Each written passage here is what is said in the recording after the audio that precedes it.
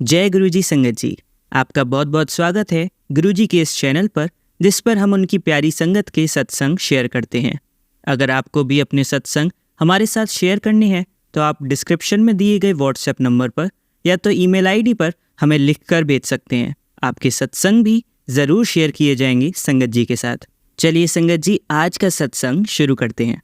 जय गुरुजी, शुक्राना गुरुजी। संगत जी, यदि सत्संग सुनाने में मुझसे कुछ भूल चूक हो जाए तो मुझे कृपा माफ कर दीजिएगा। यह सत्संग गुरुजी की पुरानी संगत से है। मैं अधिकतर गुरुजी की पुरानी संगत के ही सत्संग सुनाना पसंद करता हूँ। हालांकि मैं कुछ नए सत्संग भी सुनाता हूँ, लेकिन अधिकतर वे मेरे अपने सत्संग होते हैं। संगत जी, हमारे इस जीवन में नित्य प्रतिदिन नए नए सत्संग होते रहते हैं जो कि चमत्कारों से भरे हुए होते हैं। उन सत्संगों से हमें अभी भी गुरुजी की उपस्थिति का एहसास होता है। एक बार मेरे पिताजी एक तीर्थ स्थल पर दर्शन करने के लिए गए थे। वे किसी कार्य से उस रास्ते से जा रहे थे। रास्ते में यह मंदिर पड़ा। जब मंदिर दिखा तो पिताजी के मन में यह विचार आया कि काश वे इस मंदिर के दर्शन कर पाते। वैसे तो मैं अपने टूर के कार्य से जा रहा था, मेरा इस मंदिर में आने का कोई प्रोग्राम नहीं था, लेकिन जब रास्ते में यह मंदिर पड़ गया है तो मुझे इस मंदिर के दर्शन अवश्य करने चाहिए। यही विचार मेरे मस्तिष्क में चल रहा था। तभी तेजी से चलती हुई बस उस मंदिर के आहते के अंदर रुक गई। उस बस में कुछ यात्री ऐसे थे जो मंदिर के दर्शन करना चाहते थे। शायद मैं अकेला यात्री होता तो बस ड्राइवर बस नहीं रोकता। यह मंदिर बहुत चमत्कारी था। इसके दर्शन करने से आपके मन में जो भी भावना होती थी वह जरूर पूर्ण होती थी। मेरे पिताजी के मन में बस एक ही भावना थी कि मैं शांति से इस मंदिर के दर्शन करूं और भगवान से यह मांगूं कि मेरा यह टूर का काम खत्म हो जाए और एक दुकान में अपने शहर में खोल सकूं। मेरे पिताजी उस समय रेडियो पार्ट्स के सारे सामान पूरे एमपी के शहरों में सप्लाई करते थे। इस चक्कर में पूरे एमपी का राउंड लगता था। महीने में करीबन 20 दिन बाहर रहना पड़ता था। इसलिए वह इस काम को अब बंद करके रेडियो के स्पेयर पार्ट्स की दुकान खोलना चाहते थे। खैर, इस मंदिर के प्रांगण में बस रुक गई थी। बस के ड्राइवर ने सभी को यह बोल दिया कि जिस किसी सवारी को मंदिर के दर्शन करने के लिए जाना है वह जा सकता है। हम करीब 1 घंटे के बाद यहाँ से रवाना हो जाएंगे। जो भी यात्री इस 1 घंटे में लौट कर आ जाएगा उसे हम ले जाएंगे, अन्यथा हम किसी का इंतजार नहीं करेंगे। मेरे को उस समय बहुत खुशी हुई। मैं मंदिर की तरफ बढ़ गया। उस मंदिर से पहले उसमें एक कुंड था जो कि काफी गहरा था। बताते हैं कि यदि एक के ऊपर एक हाथी खड़ा हो जाए और उन हाथियों की संख्या 20 हो, इतना गहरा था। जब मैं मंदिर में दर्शन करने के लिए जा रहा था, उस कुंड के पास कोई भी श्रावक नहीं था। कुंड बिल्कुल सुनसान था। मेरे मन में यह विचार आया, इस कुंड के किनारे पर अपने हाथ पैर धोकर तथा मुंह धोकर मंदिर के दर्शन के लिए चलना चाहिए। यह सोचकर मैं अकेला कुंड की तरफ बढ़ गया। जैसे ही मैं कुंड के पास पहुंचा, उस तालाब के किनारे पर काफी फिसलन सी हो रही थी। उसी समय पानी भी बढ़कर चुका था। खैर, मैं संभलते हुए धीरे कदमों से कुंड के किनारे की तरफ बढ़ा। अचानक मेरा पैर जोरों से फिसला, जैसे किसी ने मेरे को धक्का दिया हो, और मैं उस पानी से भरे हुए तालाब में गिर पड़ा। धीरे धीरे मैं नीचे सतह की ओर जाने लगा। अचानक मेरे मन में यह ख्याल आया कि बाबा, मैंने अपने इस जीवन में कभी किसी का बुरा नहीं किया और सात्विक जीवन जिया है। अभी मेरे छोटे छोटे बच्चे हैं, उनका क्या होगा? मैं तो आपके दर्शन के लिए आया था। उसी समय मैं लगभग उस कुंड की तलहटी के पास में पहुंच गया था। तभी मुझे एक बाबा दिखाई दिए। उन्होंने अपने दोनों हाथों से मुझे अपनी गोद में उठा लिया और ऊपर की ओर ले आई। उस समय मैं ऊनी सूट पहने हुए था। थोड़ी देर में बाबा ने मुझे कुंड के किनारे पर आराम से बैठा दिया। मैं उस समय यह समझ नहीं पाया कि मेरे साथ ऐसा क्या हो रहा है। मेरा संपूर्ण मस्तिष्क शून्य हो गया था। जब मैंने धन्यवाद देने के लिए बाबा की ओर अपना सिर घुमाया तो बाबा वहां से गायब हो गए थे। मैं केवल उनकी बलिष्ठ भुजाओं का स्पर्श महसूस कर पा रहा था। ऐसा प्रतीत हो रहा था जैसे वहां कुछ हुआ ही ना हो। खैर, मैं अब बड़ी सावधानी से उठा और मंदिर के अंदर गया। वहां भगवान का शुक्राना अदा किया और कहा, हे भगवान, आपका अनंतम शुक्राना मुझे नया जीवन देने के लिए। मैं सारे जीवन आपका ऋण नहीं चुका सकता। मेरे बच्चे अभी बहुत छोटे हैं। खैर, मैंने वहां दर्शन किए। मुझे पूरा गीला देखकर वहां दर्शनार्थियों की भीड़ लग गई। लोग मुझसे कारण पूछने लगे तो मैंने उन्हें बताया कि मुझे किस प्रकार बाबा ने बचाया है। तब वहां के लोग मुझसे बोले कि आप बहुत भाग्यवान हो कि आपको स्वयं बाबा ने बचाया है, वरना हर साल यह कुंड 10-20 लोगों की बलि ले लेता है। खैर, मैं दर्शन करके बाहर आने लगा। मुझे अब काफी देर हो चुकी थी। मैं सोच रहा था कि बस का ड्राइवर बस को ले ना गया हो। खैर, अब जो होगा वह देखा जाएगा। मेरा काफी कीमती सामान उस बस के अंदर ही रखा हुआ था। मैं जल्दी जल्दी बस की तरफ बढ़ा। मेरे आश्चर्य का ठिकाना नहीं रहा। देखा तो बस सामने खड़ी हुई थी। बस को देखकर मेरी जान में जान आई। मैं जल्दी जल्दी चढ़कर बस में जाकर अपनी सीट पर बैठ गया। वहां जाकर पता चला 3-4 लोग अभी मंदिर से नहीं आ पाए हैं। यह बस उन्हीं में से एक व्यक्ति की थी। जब वहां के लोगों को पता चला कि मैं उस तालाब से डूबकर जिंदा वापस आ गया हूं तथा मेरी सहायता एक बाबा ने की, तो वो लोग मुझे ऐसे देख रहे थे कि जैसे साक्षात बाबा मैं ही हूं। जब मैं वापस आगरा आया और सारी घटना बताई तो घर के सभी लोगों को बड़ा आश्चर्य हुआ। उस दिन के बाद ठीक 8 दिन में मुझे एक दुकान मिल गई। उस दुकान में मैंने रेडियो पार्ट्स के स्पेयर पार्ट्स का काम शुरू कर लिया। जिस दिन यह दुकान मैंने ली थी उस समय यह सोचा था कि महीने में 20 दिन तो बाहर ही रहता हूँ, केवल 10 दिन में यह दुकान खोल लूँगा। लेकिन उन बाबा का चमत्कार देखिए कि जिस दिन से मैंने यह दुकान खोली उस दिन के बाद मैं कभी भी टूर पे नहीं जा पाया। वो लोग स्वयं माल लेने मेरी दुकान पर आने लगे थे। जब मैं सुबह सुबह दुकान खोलता था तो उस समय 10 बजे का समय होता था।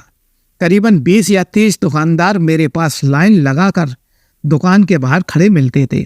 मैं दुकान का झाड़ू शाम 6 बजे के करीब लगा पाता था, जबकि वो झाड़ू सुबह 10 बजे ही लगनी चाहिए थी। यह काम मैं स्वयं खुद करता था। कोई भी नौकर से इस कार्य को नहीं कराता था। गुरु की कृपा देखिए कि उन्होंने मुझे कहाँ से कहाँ पहुँचा दिया।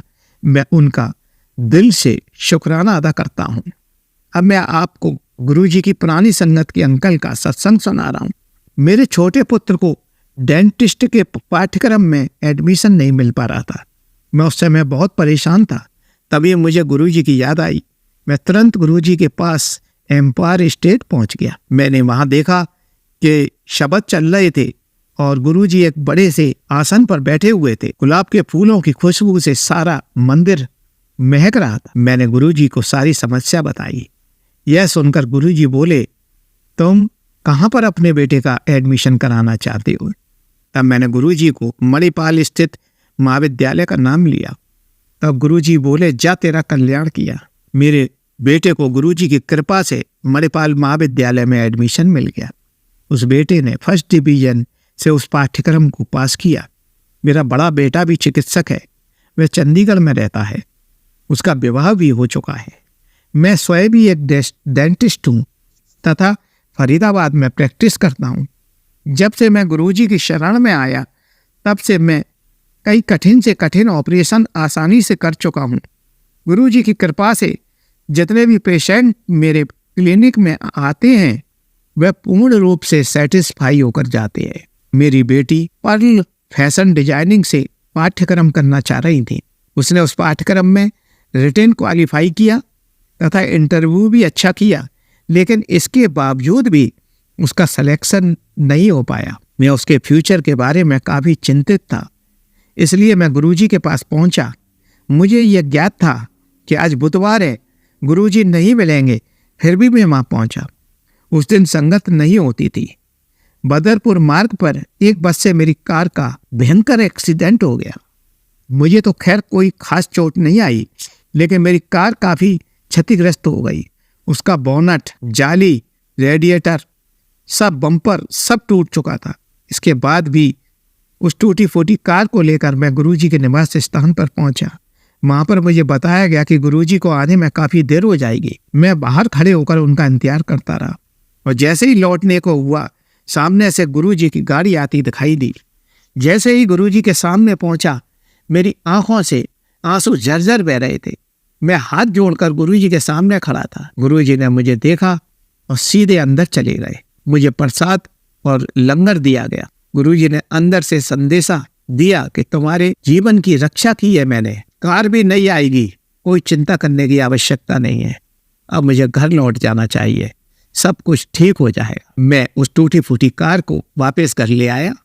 मैंने मिस्त्री को बुलाया तो उसने कार की कंडीशन देखी और मुझसे बोला कि यह कार 50 किलोमीटर एसी पर चली है। यह समझ में नहीं आ रहा कि इसका एसी खराब है, रेडिएटर से पानी सारा बह चुका है, बैटरी काम नहीं कर रही। यह कार इतने के बावजूद भी 50 किलोमीटर चल गई, यह सातवां आश्चर्य है। उसने उसी समय क्रेन मंगवाई तथा कार को उठाकर ले गया। इसके पश्चात ही मैंने नई कार खरीद ली। मेरी बेटी को विशेष साक्षात्कार के लिए बुलावा आया और उसे गुरुजी के जन्म दिवस पर 11 बजे प्रवेश मिल गया। उस समय मैं बड़े मंदिर में कार्यरत था। जब मुझे यह सूचना मिली तो मेरी खुशी दुगनी हो गई। एक तो खुशी गुरुजी के जन्मदिन की थी, दूसरी मेरे लड़की के प्रवेश की थी। खैर, मेरी लड़की ने उस पाठ्यक्रम को फर्स्ट डिवीजन पास किया। इसी बीच उसे 2 स्कॉलरशिप भी मिली। यह सब गुरुजी की ही कृपा थी। पिछले 3 सालों से मेरा कार्य ठीक से नहीं चल रहा था। मेरा पूरा परिवार मेरे ही इनकम पर डिपेंड था, इसलिए मुझे अपना घर भी बेचना पड़ा तथा अपना व्यवसाय भी छोड़ना चाह रहा था।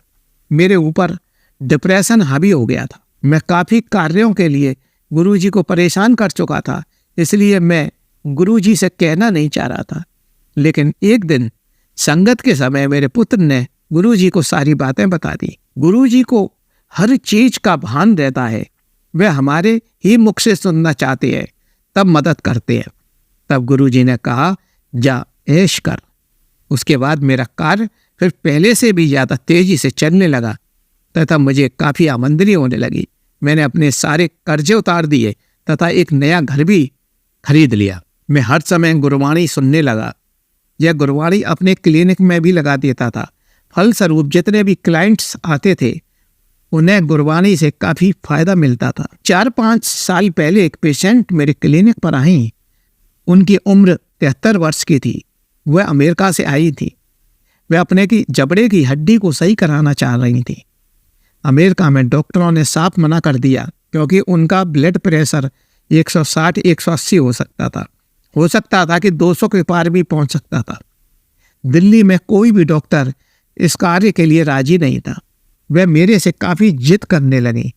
मैं उनको लगातार मना करता रहा, लेकिन उनकी बेटी ने गुरुजी का चित्र मेरी फाइल में देख लिया। वह बोली, डॉक्टर साहब आप ऑपरेशन करिए, जो होगा वो देखा जाएगा। गुरुजी यहाँ साक्षात विराजमान है, यहाँ कोई अनिष्ट नहीं हो सकता। मैंने अपना मन मजबूत करने के पश्चात उनका ऑपरेशन करना शुरू किया। जो डॉक्टर बेहोश करने वाले थे उन्हें लग रहा था कि रोगी डूब सकता है, पर मैंने ऑपरेशन सफलतापूर्वक कर दिया। रोगी ने ऑपरेशन के बाद अपनी बेटी को बताया कि जब मेरा ऑपरेशन हो रहा था उस वक्त गुरुजी सफ़ेद चोले में मेरे सामने खड़े हुए थे।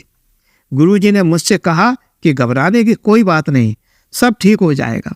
ऑपरेशन के दौरान और बाद में पेशेंट को कोई भी सूजन नहीं आई।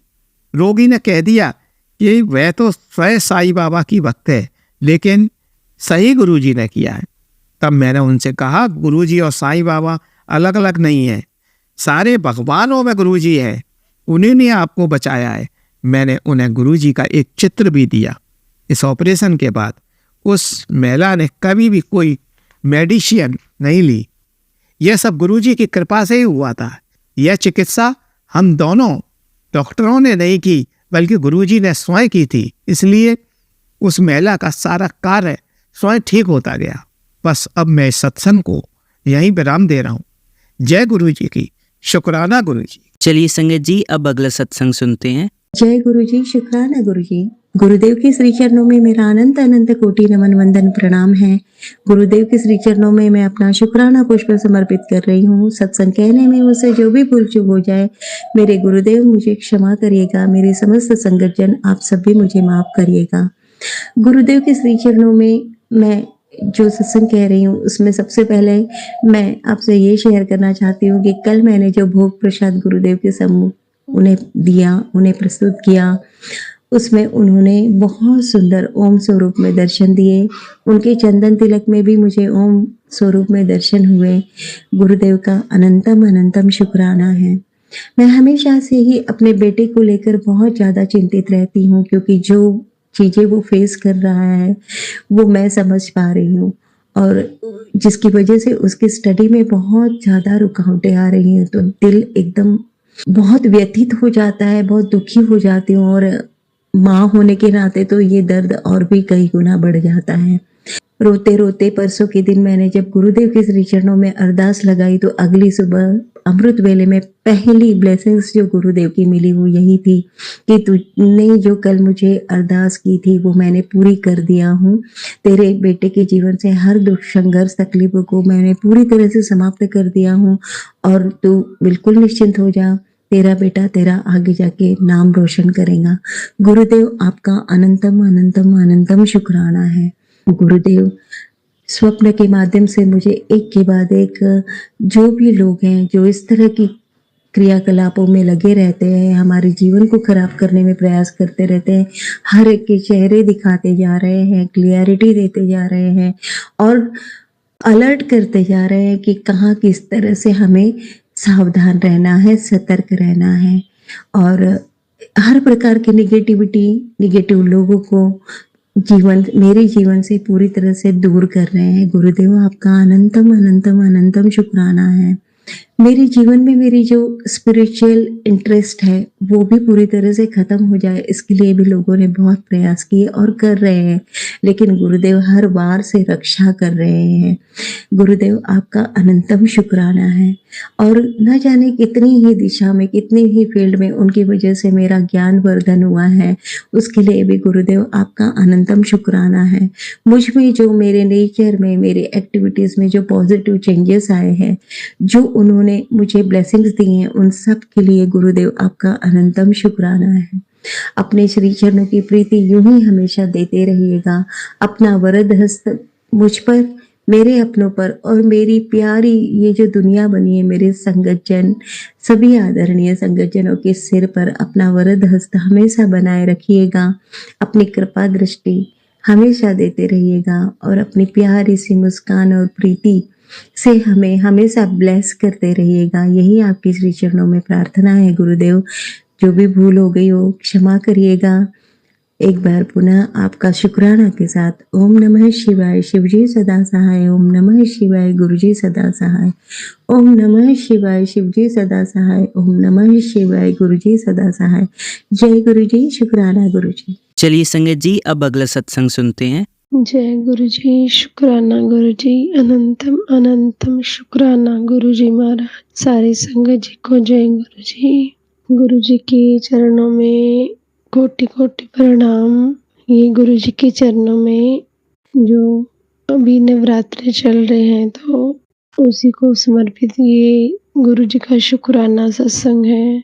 तो गुरुजी महाराज कृपा करना, सतगुरु जी मेहर करना, जो भी आप शेयर करवाना चाहो। संगत जी, गुरुजी के शुक्राना सत्संग को हम मंत्र जाप के साथ शुरुआत करेंगे। आप भी बोलना मेरे साथ। ओम नमः शिवाय, शिव जी सदा सहाय। ओम नमः शिवाय, गुरु जी सदा सहाय। जय गुरु जी। संगत जी, गुरु जी के चरणों में ये सत्संग की शुरुआत कर रही हूँ कि अभी मेरे को एक कल जैसे गुरु महाराज ने सत्संग सुनवाया कि कई बार हम डुगरी मंदिर जाते हैं, तो वहाँ से जैसे कोई लोग जैसे ईंट भी ले आते हैं। तो जब मैं भी स्टार्टिंग में गई थी, तो मेरे को जैसे एक बार सत्संग सुना था कुछ उसमें, तो उसमें ईंट का था कि वो ईंट लेके आए थे। वो पुरानी संगत का सत्संग था, तो गुरु महाराज ने उनको किसी को बोला था शायद, कुछ ऐसी सत्संग था, मेरे को पूरा ध्यान नहीं है।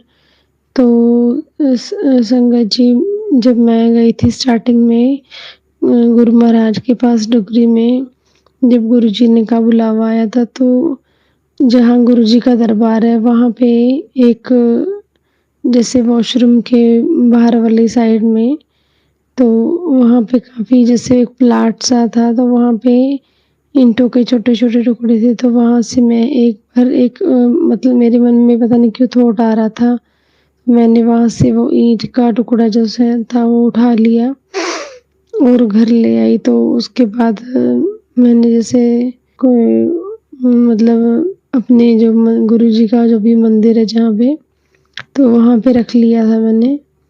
तो मुझे कई बार मैसेज आते हैं कि अपने घर के मंदिर में से ये चीज़ निकाल, तो मुझे और चीज़ें जैसे वो कुछ जो भी लग रहा था तो वो उठा दी थी मैंने। तो कल एक संगत आंटी जी का सत्संग सुना, तो उसमें यही ज़िक्र था कि जो वहाँ से ईंट लाए उसको उठाओ, उसको नहीं रखना आपने।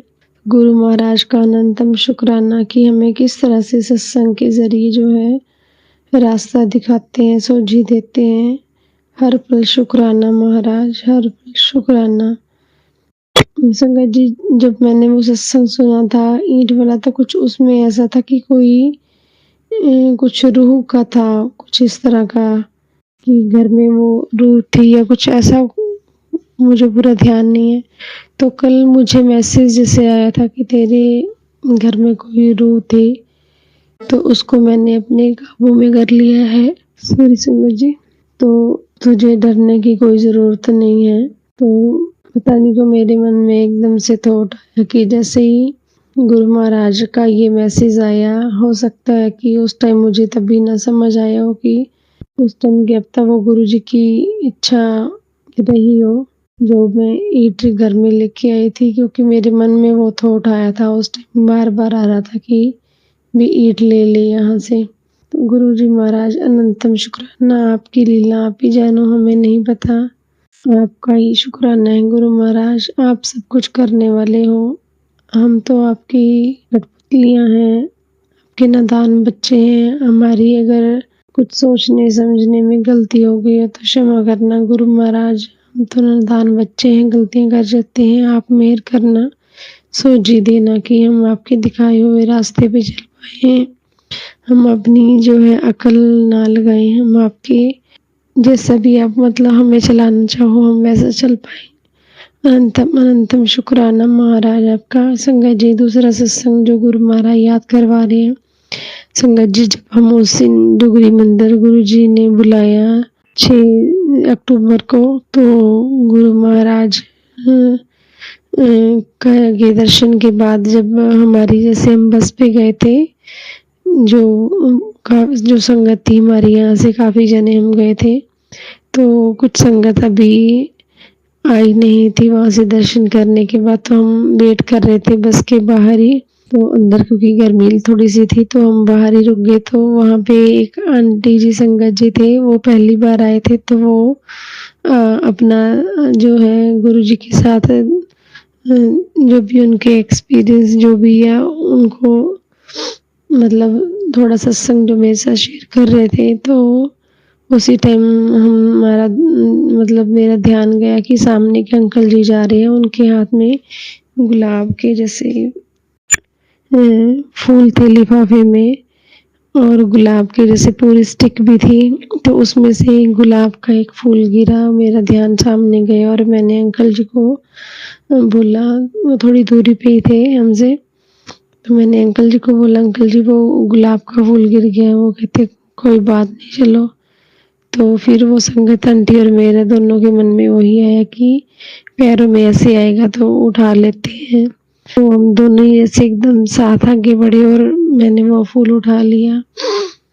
और फिर जैसे वैसे मन में आया कि चलो गुरु जी की अब तक कोई वो ब्लेसिंग ही है, हम पॉजिटिव ही सोचते हैं हमेशा। तो वो संगत आंटी जी जैसे उनको बड़ा स्वरूप चाहिए था, उनके पास स्वरूप नहीं था गुरुजी का बड़ा घर में, तो वो लेके नहीं आए थे वहाँ जहाँ पे ब्लेसिंग्स मिलती हैं।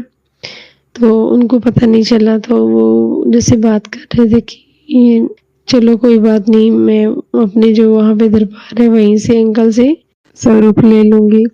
फिर वो अंदर जाके बस में बैठ गए और मैं अभी बाहर ही खड़ी हुई थी कि हम वेट कर रहे थे संगत का आने का।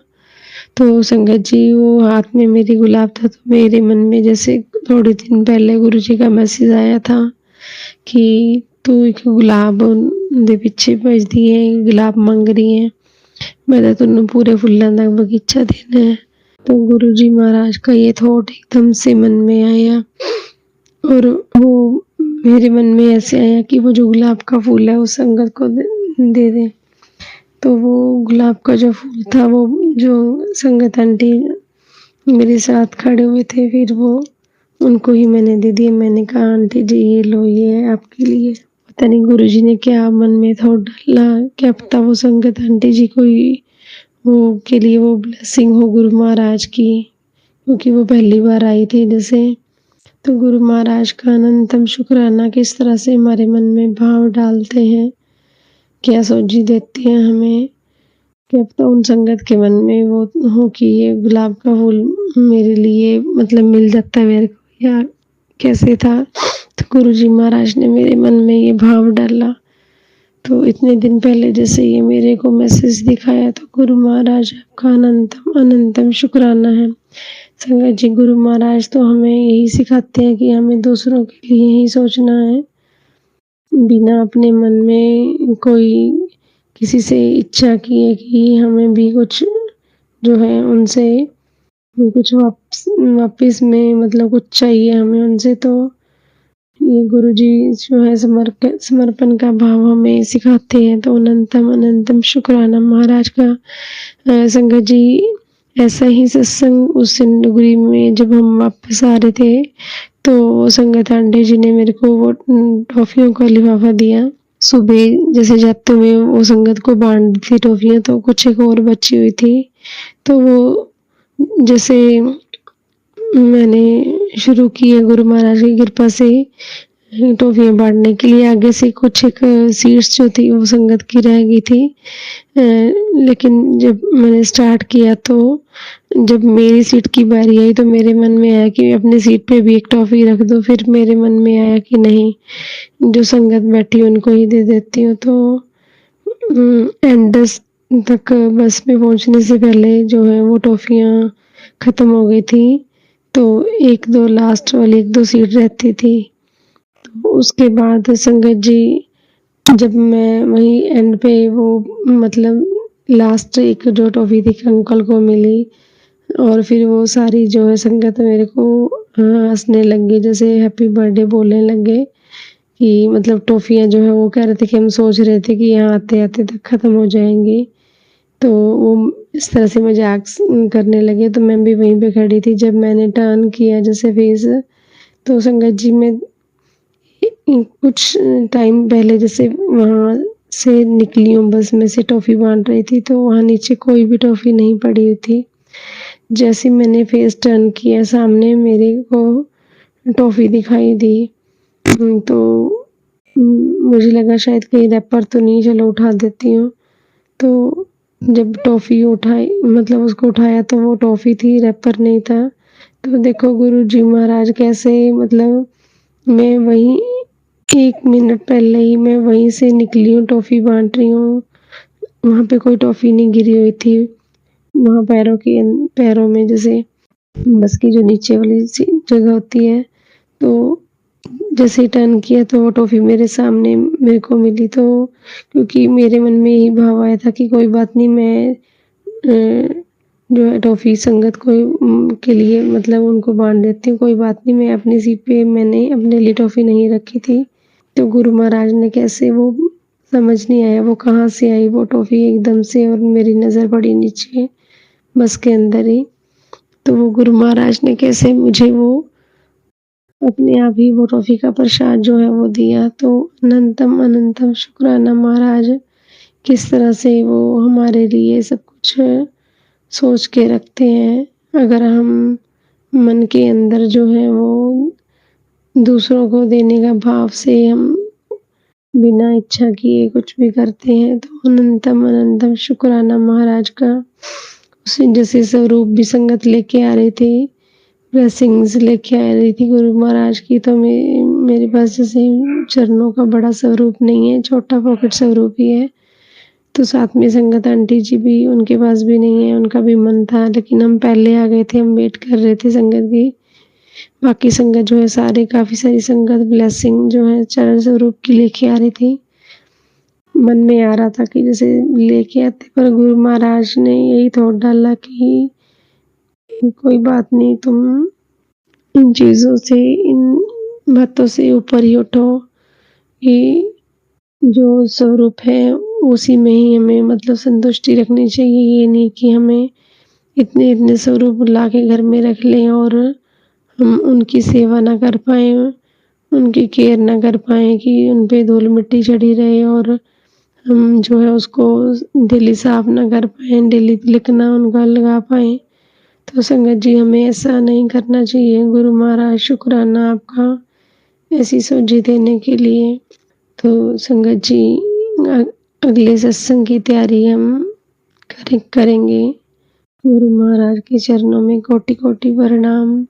गुरु जी, संगत जी, कोई सत्संग के दौरान गलती होगी हो तो क्षमा करना महाराज, सबदा भला करना महाराज, सबको अपनी सेवा में, अपनी चरण शरण में लगाए रखना महाराज। सबकी झोलियां भरने आए माता रानी, मेरी भूलों को माफ करना। आपकी कृपा से आज का शुक्राना सत्संग यही विराम देते हैं और अगले सत्संग की तैयारी करते हैं। ओम नमः शिवाय। शिव जी सदा सहाय। ओम नमः शिवाय। गुरु जी सदा सहाय। जय गुरु जी। शुक्राना मेरे महाराज, अनंतम अनंतम शुक्राना। चलिए अब मंत्र जाप करते हैं। ओम नमः शिवाय, शिवजी सदा सहाय। ओम नमः शिवाय, गुरुजी सदा सहाय। ओम नमः शिवाय, शिवजी सदा सहाय। ओम नमः शिवाय, गुरुजी सदा सहाय। ओम नमः शिवाय, शिवजी सदा सहाय। ओम नमः शिवाय, गुरुजी सदा सहाय। धन्यवाद संगत जी, आपका दिन बहुत ही मंगलमय जाए। जय गुरुजी। शुक्राना गुरुजी।